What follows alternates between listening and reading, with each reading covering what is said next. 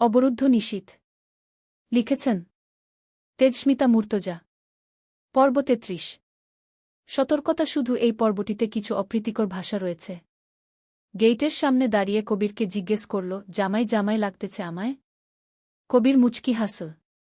রাবেয়া দরজা খুলতেই সালাম দেয়, জয় ভালো আছেন আন্টি? জুতো পরেই ঢুকে পড়ল ভেতরে। রাবেয়া কথা বললেন না। তার মুখে কালবৈশাখীর মেঘ জমেছে। ঢুকল। হাতের মিষ্টিগুলো হাতে না দিয়ে নিজেই ভেতরে এগিয়ে টেবিলের উপর রাখল। কমপক্ষে ৫-৭ কিলো মিষ্টি। পেছন ফিরে ঠোঁট কামড়ে হাসল। সবাই স্বার্থপর, দেখেছেন?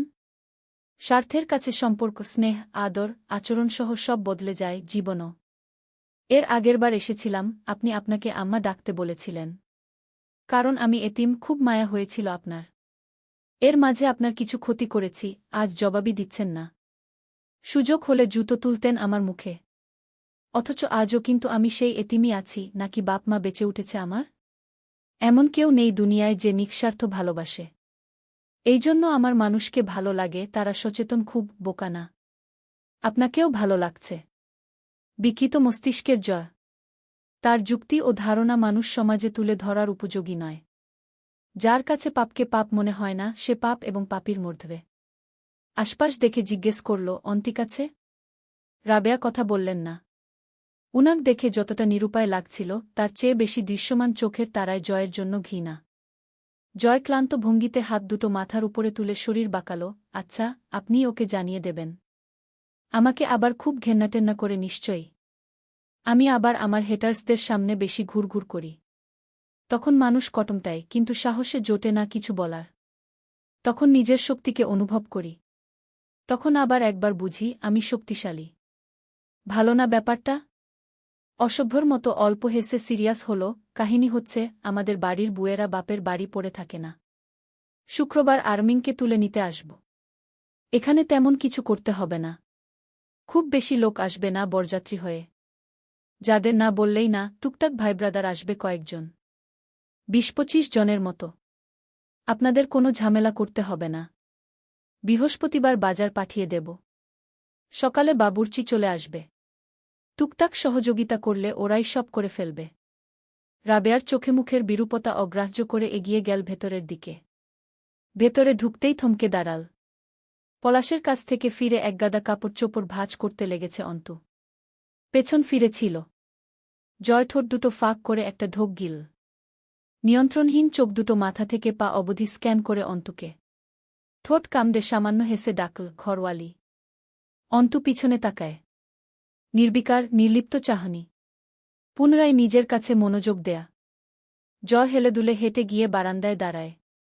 ডাকটা শুনতে এমন লাগে, আর মেইন। অন্তু জবাব দেয় না। গলা উঁচিয়ে বলে, জয়, সেদিন ঢোকার সময় তেমন একটা খেয়াল করি নাই। এইসব পড়ে থাকা জমি তোমার বাপের নাকি?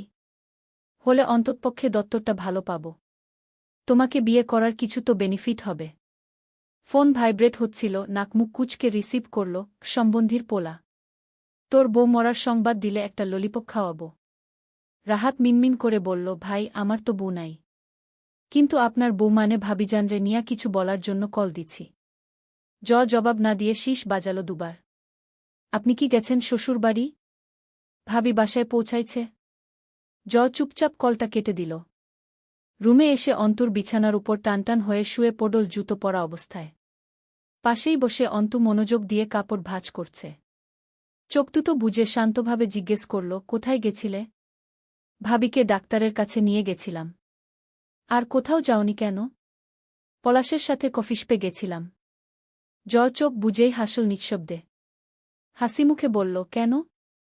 সেদিন তোমায় মারা খাওয়া থেকে আমি বাঁচিয়েছি বলে বেঁচে থাকতে ইচ্ছে করছে না? দড়ি ছিঁড়ে মারা খেতে গেছিলে? নাকি পলাশ যা করতে গিয়েও ছেড়ে দিয়েছিল সেদিন, তার বাকিটুকু উপভোগ করতে গেছিলে?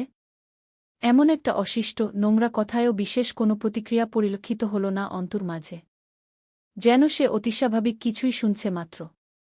অল্প হাসল, সবার চরিত্র তো আর আপনার মতো ময়লা, দুর্গন্ধে জড়ানো না। আপনার আর আমার কোনো তুলনা হয়? আপনি হলেন নর্দমা জন্মানো পতঙ্গ, আমি মনে হয় অত খারাপ না। ঠিক না? সম্মতি জানালো, ঠিক। তবে একদিনেই আমার সব পড়ে ফেলবে। নিজেকে লিখতে বহু বছর লাগিয়েছি আমি। একদিনে গড়িনি নিজেকে, অথচ তুমি আয়ত্ত খুব দ্রুত করে ফেলছ আমায়।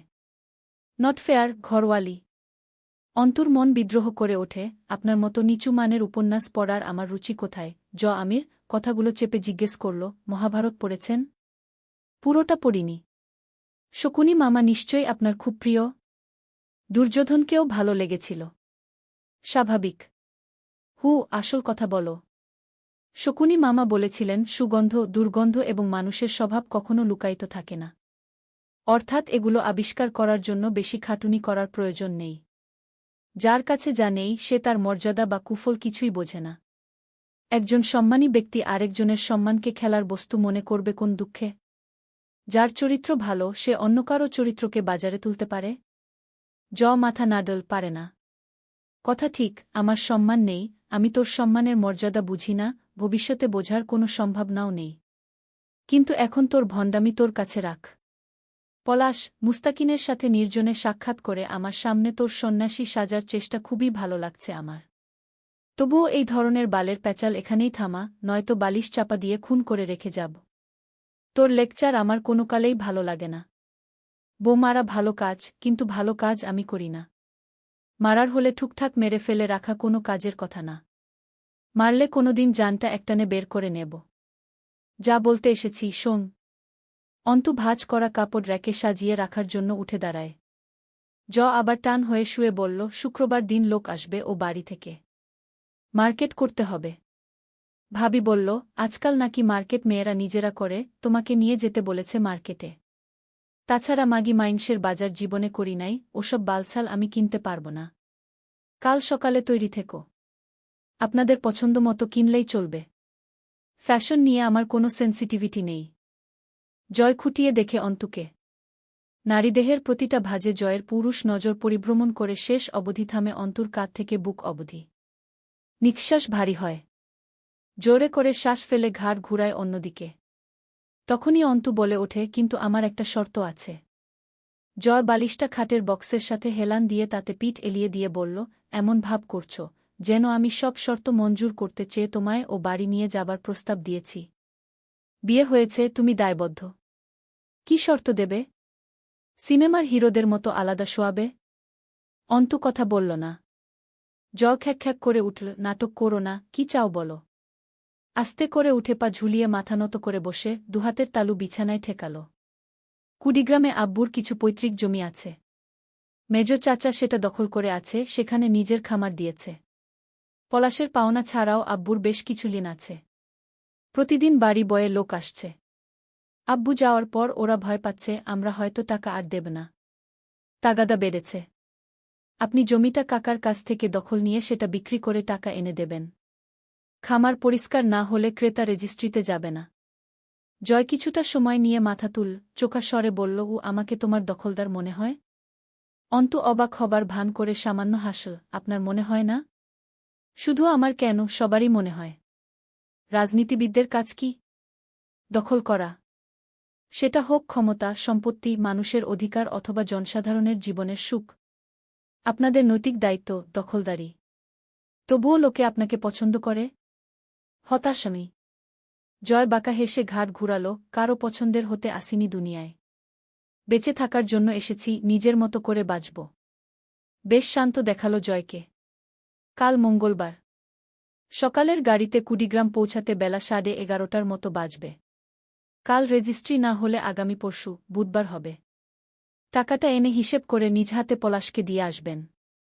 পলাশের পাওনা সুদসহ 12 লক্ষ দাবি করেছে ও। ওখানে জমি আব্বুর 4 কাঠার বেশি। কম বেশি লাখ 20 টাকা আসতে পারে। বুধবারের মাঝে এই কাজগুলো শেষ করে ফেলুন। বৃহস্পতিবার অনুষ্ঠানের কাজের জন্য রইল।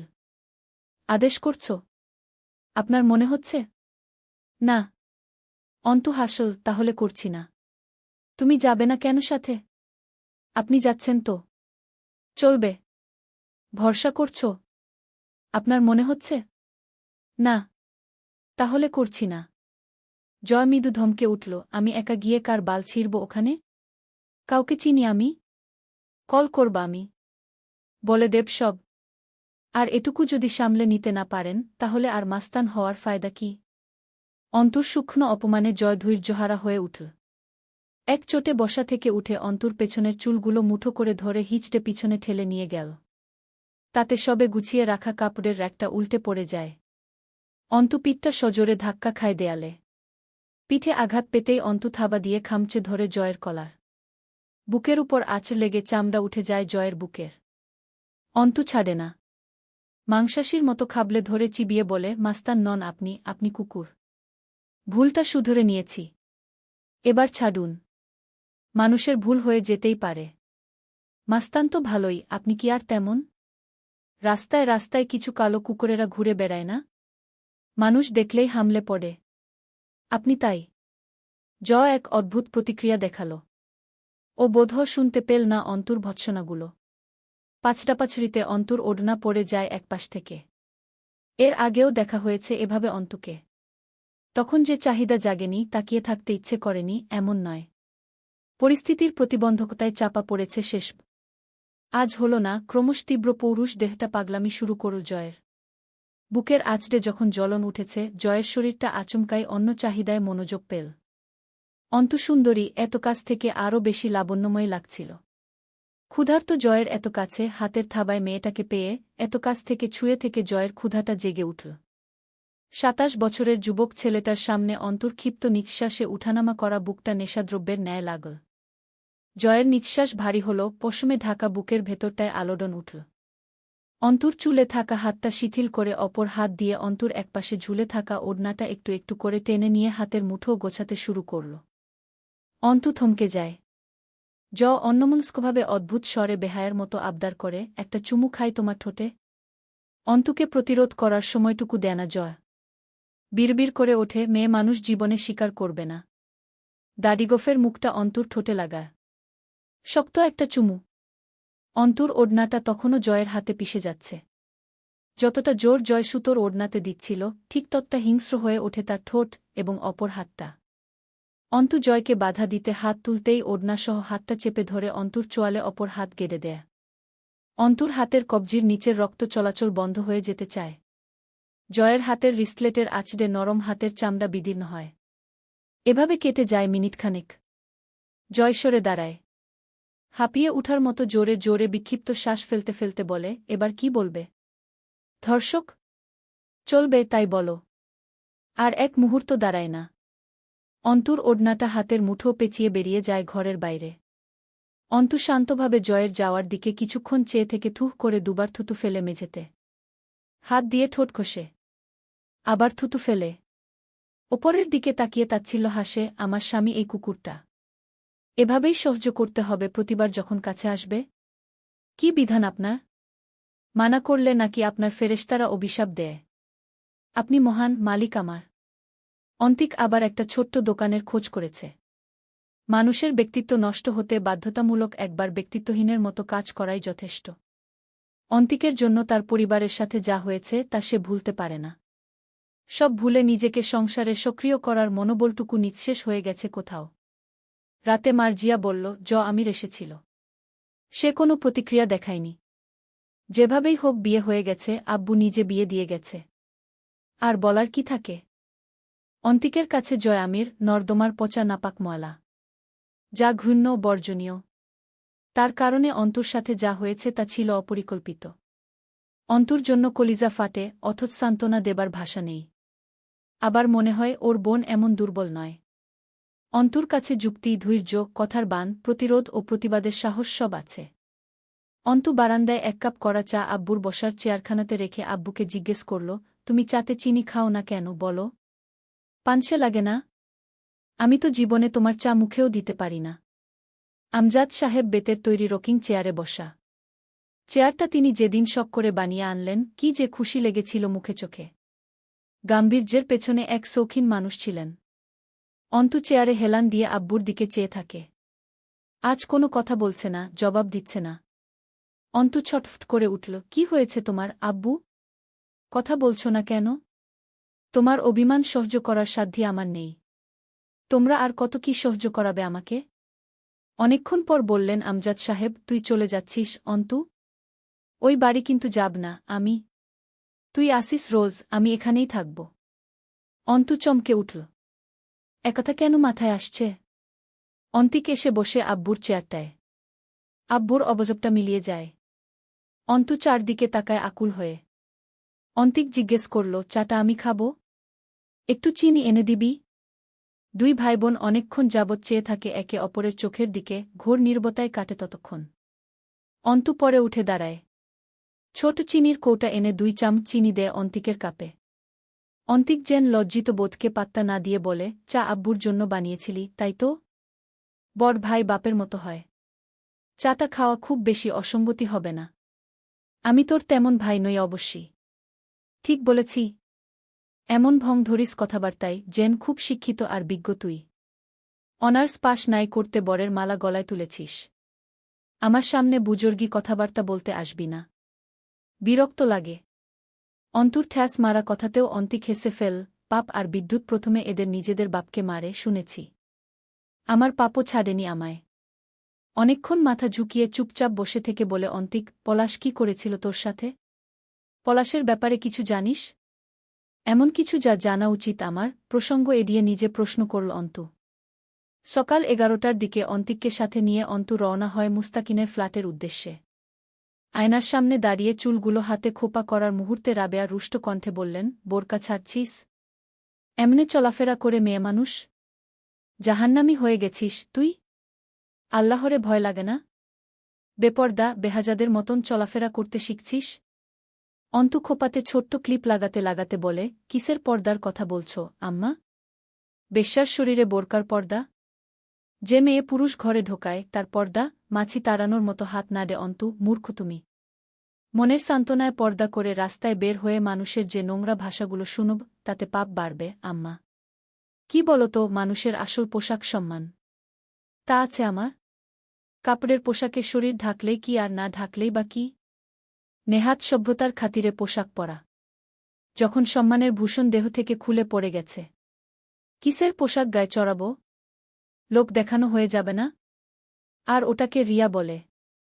যা হারাম। ওষুধ খেয়ে নিও, বের হচ্ছি। মুস্তাকিন থাকে দিনাজপুর বাসেরহাটের ঢাকা দক্ষিণ রোডের মিসরা উদ্দিন সরণিতে।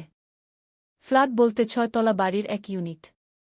মুস্তাকিনের ঠোঁটের কোণে সেই মুচকি হাসি ঝিকমিক করছিল। নিজের হাতে নাশতা বানিয়ে আনল। সোফায় বসে বলল, কি ব্যাপার? রাস্তা ভুল করে? প্রযোজনে। মুস্তাকিন হাসল। প্রযোজন ছাড়া মানুষ নিঃশ্বাসও ফেলত না। নেহাত বেঁচে থাকার প্রযোজনে মিনিটে কমবেশি 20 বার শ্বাস-প্রশ্বাস ফেলে। কি প্রযোজনে এসেছেন? চুপচাপ তাকিয়ে রইল অন্তু। মুস্তাকিনকে ওর কোনোদিন সাধারণ কেউ মনে হয়নি। কিছু একটা আছে লোকটার মাঝে, কিছু একটা। সেই কিছু একটা যে কি তা আন্দাজ করা দুঃসাধ্য যেন। লোকটা যে কোনো পরিস্থিতিতে অস্বাভাবিক রকমের শান্ত থাকার বিশেষ গুণসম্পন্ন। মুস্তাকিন হাসল। উকিল হবার আগেই যদি এভাবে স্ক্যান করেন, এনার্জিলাস, ম্যাডাম। এই জহুরি দৃষ্টিকোণকে বাঁচিয়ে রাখুন, আপনার ভবিষ্যৎ পেশায় অতি প্রয়োজনীয়। এখনই খরচা করবেন না অপ্রয়োজনে। লোকটা হাসে বেশি। তো আপনি বলছেন আপনাকে নিরীক্ষণ করার প্রয়োজন নেই? নিজেকে খাঁটি বলছেন? ফের হেসে ফেল মুস্তাকিন। খাঁটি? সে তো স্বর্ণ হয় না। 24 ক্যারেটকে লোকে খাঁটি স্বর্ণ বলে জানে। অথচ এটা জানে না, স্বর্ণে খাদ না মেশালে গহনা তৈরি করা যায় না। স্বর্ণ নরম ধাতু, ওতে খাদ না মেলালে তা দিয়ে অলংকার গড়া যায় না, গড়লেও তা মজবুত হয় না। আর খাদ মেশানো স্বর্ণ কখনো 24 ক্যারেট হয় না। অন্তু চোখে হাসল। অর্থাৎ খাঁটি মানুষেরা দুর্বল, তাই না? আমিও বুঝি আজকাল। আমি একটু ব্যাকডেটেড মানুষ, কফিতে তৃপ্তি কম পাই। চা ভালো বানাতে পারি, টেস্ট করে দেখুন, নয়তো পরিশ্রম বৃথা যাবে। কথা শেষ করে নেব। ঠান্ডা হোক। আপনি আমায় পলাশের ব্যাপারে বলুন। কিছুই লুকোবেন না। এবং এটা জিজ্ঞেস করবেন না, কেন জানতে চাইছি। আপনার উকিল হওয়াও ঠিক আছে, শুনানি পেশ করায় খুব দক্ষ হবেন। তবে রাজনীতিতে গেলে ভালো হতো। কথার ভাষণেই পার্টি আপনার। ভালো কথা জানেন, খুব সাজানো। অন্তু চুপ রইল। অন্তিক দর্শকের মতো বসে আছে, দৃষ্টি অন্তুর মুখের দিকে। যেন মনেই নেই এমন ভঙ্গিতে মুস্তাকিন জিজ্ঞেস করল, এটা কত সাল চলছে যেন? অন্তু জবাব দিল, 2014 চলছে। রাজনৈতিক নেতাকর্মীদের মাঝে পরস্পরের সম্পর্কগুলো যেমন উপরি হয়, ঠিক তেমনিভাবে রাজনীতিতে থাকতে গেলে বিভিন্ন ধান্দার বিভিন্ন ধরনের লোকের সাথে লেওয়াজ করে চলতে হয়। সেভাবেই একটা লেওয়াত ছিল হামজা ও জয়ের পলাশের সাথে। হামজা পলাশের সমসাময়িক জুনিয়র। পলাশ হাজী মোহাম্মদ দানেশ বিশ্ববিদ্যালয় থেকে অনার্স পাশ করে বেরিয়েছে প্রায় ৮ বছর আগে। ভার্সিটিতে থাকাকালীন সে ছিল ওখানকার ছাত্রদলের এক সাধারণ সম্পাদক। অথচ ভার্সিটির পাঠ চুকিয়ে বের হতেই সে ছাত্রদল থেকে একদম অব্যাহতি নিয়ে নিল। ব্যবসা শুরু করল নিজের। ধীরে ধীরে চাচা অর্থাৎ রাজন আজগরের সাথে মিলে হয়ে উঠল বিশিষ্ট এক সন্ত্রাস সাথে মহাজন ব্যবসায়ী। সে সামলায় এখানকার কারবার। ঢাকাতে আছে রাজন আজগর। পলাশ রাজনীতি ছেড়েছিল, এর অবশ্য একটা কারণ আছে। ওর অনার্স ফাইনাল ইয়ার পরীক্ষার আগে একটা ছাত্র সংগঠন নির্বাচন অনুষ্ঠিত হয়েছিল। তার আগেই এক নোংরা কুকর্ম করে ফেলেছিল সে। এক গরিবের বুকে ক্লাবে তুলে এনে ধর্ষণ ও শারীরিক নিপীড়ন করে ছেড়ে দিয়েছিল। সেই মহিলার পরেও তার বিরুদ্ধে ছাত্রী হোস্টেলের কোনো ছাত্রীকে এমন কিছু করার অভিযোগ উঠেছিল। এরপর ছাত্রসংসদ থেকে বের হয়ে আসতে হল তাকে। এই ক্ষোভে রাজনীতি ছেড়ে সন্ত্রাসনীতিতে যুক্ত হয়ে যায় সে। মানুষকে টাকা ধার দিয়ে তা শোধের ব্যবস্থা রাখে না, পরে বাড়ির মেয়েরা তার শিকার হয়।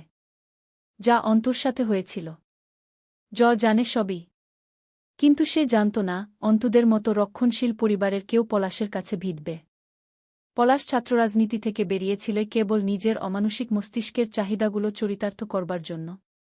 দিন দিন এত শক্তিশালী হয়ে উঠেছিল সে, তার শক্তির নিচে অল্প জায়গা পেলেও তা যে কারো জন্য বিশাল ব্যাপার। তবে ওকে দেখলে ওর শক্তি সহজে আন্দাজ করার জো নেই। খুব ঠান্ডা এবং সাধারণ চলন ওর। চালচলনে খুব সাধারণ এবং আকস্মিক গুপ্ততা আছে। ওর যে মাথায় দোষ আছে এটাও ওর শিকার ছাড়া কেউ ধরতে পারবে না। তবে ৪-৫ বছর আগে পলাশের জন্য চারিপাশটা এতটাও অনুকূল ছিল না। প্রশাসন পুরোটা মরেনি তখনও। সাল ২০১০ এর শেষের দিক। রাজনৈতিক বিপর্যয় পুরো দেশ জুড়ে। বঙ্গবন্ধুর হত্যা মামলার রায় কার্যকর হল, আরেক দফা যুদ্ধাপরাধীদের বিচার হল, বিএনপি নেত্রীর নিবাস পরিবর্তন। তখন দেশের অবস্থা খুব উত্তেজিত। সেই সময় হামজা কেবলি মাথা চাড়া দিয়ে উঠেছিল রাজনীতিতে। তার সাথে ভাবটা পলাশ গড়ে তুলেছিল নিজের সুবিধার্থে। এরপর থেকে দুই পক্ষ পরস্পরের জন্য ব্যাকআপ সাইড হয়ে গেল। কিন্তু মাঝহার তখন জয়ের বিপরীতে ভার্সিটির ছাত্র সংসদ থেকে ছিটকে পড়ার শোকে হতবিহ্বল। অথচ হামজার জনপ্রিয়তা তুঙ্গে। তার বিপক্ষে সরাসরি লড়ার হাত কোনোদিনই শক্ত হয়ে ওঠেনি মাঝহারের। বাপ মেয়র থাকা সত্ত্বেও তরুণ রাজনৈতিক নেতা হামজার দাপট চলছিল চারদিকে। চাচাতো বোনকে বিয়ে দেয়ার পেছনে মাঝহারের একটা দারুণ পরিকল্পনা থাকলেও তা কোনোদিন সফল হয়নি। হামজা ঠিক যতটা চতুর তেমনি ভয়ানক। সে নিজের অর্জনের ভাগ দেয় না কাউকে।